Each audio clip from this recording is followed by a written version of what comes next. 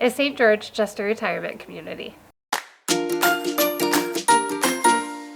Hi, I'm Sharee Harris with Fathom Realty in St. George, Utah.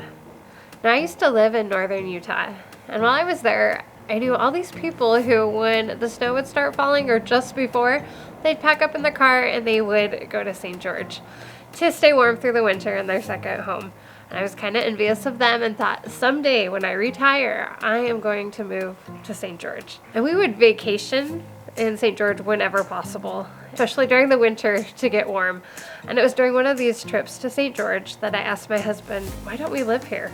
Why are we waiting till we retire? Like, we're trying to come on vacations here whenever possible. Why not start living here now? So this got the conversation going. We started talking, planning, praying, and lucky for us, things came together and we were able to move here.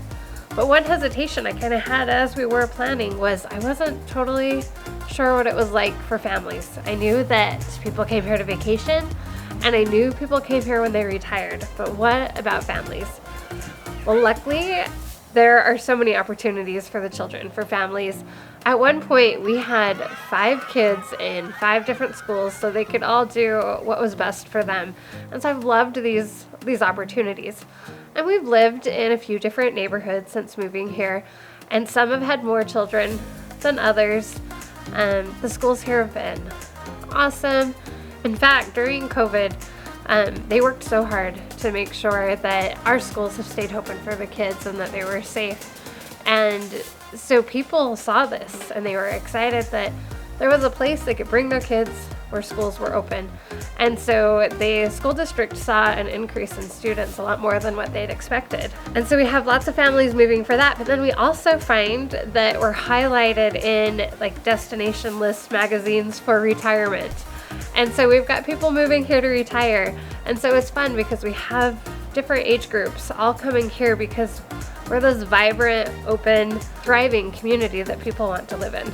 I do want to mention that we do have communities that are specific for people who are retired, that are 55 and plus communities. Some people really like that, but a lot of people also just come and when they retire and they buy homes mixed in with families, or we have lots of people who've lived here their whole entire life and now they're retired.